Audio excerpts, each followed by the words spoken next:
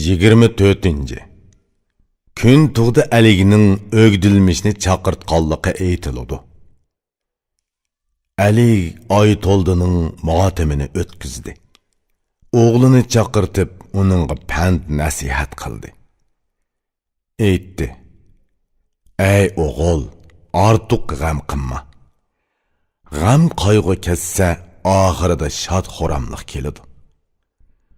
Bu qayg'u yolg'iz sangali kelmadi. Manga cheksiz qayg'u hasrat keldi. Ruhingni tushirma, o'zingni ovut, manga yaqin bo'l va xizmatimni qil. Otang o'lgan bo'lsa, men sana ota. Men otadarchilik qilay, manga o'g'il bo'l." O'gdilmishning Aliga javobi.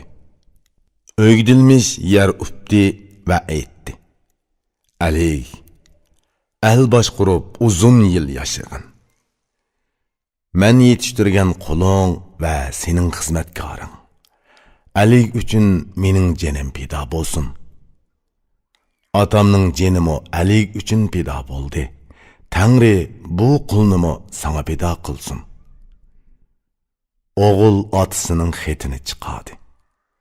Adab va hurmat bilan Aliga taqdim qildi.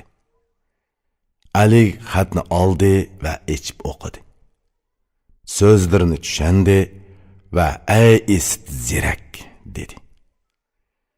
Aytdiki: "Ey mehribon, kishilarning oldi, ishkimni quruq, o'rimni bo'sh qo'yding. Tirikligingda xizmat qilib haqqimni ado qilding. O'lardimi tashvish qilib g'amimni yeding. Men sening haqqingni ado qilolmadim. Sening haqlaringni Xudo ado qilg'ay.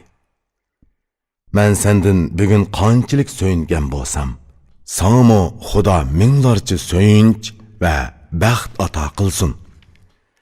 Ali ko'zidan yosh to'kib so'zini to'xtatdi. O'g'il u yerdan qayg'u alam quchib yenib chiqdi. Ruhi tushgan holda kelib uyiga kirdi. Ishkini taqab hasrat nadomat bilan bir qancha kunni o'tkazdi. Oytoldining o'g'li sadiqi ihson qildi. Kambag'allarga kumush va tovar durdun ulashtirdi. Otasining qayg'usini shundoq kechirdi. Yaxshi odamlarni o'ziga yaqin tutdi. Otasining pandini tutdi, to'g'ri yo'lda yurdi. Baxti kundan kunga ziyoda bo'lib, kuni porladi. Aqlliq beshidan ish o'tgan al ishini biladigan kishi nima deydi? Angla. Ota pandini sen bakmi ching tut. Kuning qutlug' bo'lg'ay va kunlaring halovatlik o'tkay. Ota-onangni xush qilib, ularga xizmat qil. Bu xizmating badaliga tuman ming foyda kelgay. Aligmu shundan beri g'ayratga keldi. Kundan kunga to'g'ri qonunlarni tuzib bordi. Xalq beyidi ham al ishi yurishdi. Aliga xalqi duo qildi. Ali bir kuni yolg'iz o'zi o'ltiratdi. Qo'lidagi kitobni qo'ydi va ko'zini uzoqqa tikdi.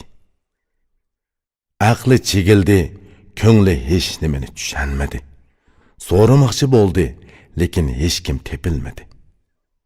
Qara, Oytoldining fazilatlarini asladi. Darixa, u erlarning eri edi, dedi. U ishkimning ko'rki, menga yaxshi hamroh edi. U bijirgan ish xalqqa foydali edi. Hamrohim yo'qoldi, o'rni bo'sh qoldi. Bu bo'shliqni to'ldira oladigan biror kishi bormi? Yana o'ylanib, o'gdilmishni esiga oldi va dediki: "Men bir yaxshi ishni unutibdiman. U Oytoldi o'lar vaqtida o'g'lini menga topshirgan edi. Men uni nemishqa unutdimkin tang? Otasi o'lgan bo'lsa, o'g'li hayot bor. Birini yo'qotdim. Endi birini tutay." Darhol odam avatdi. O'gdilmishni oldiga chaqirtdi-da, ishni hal qildi.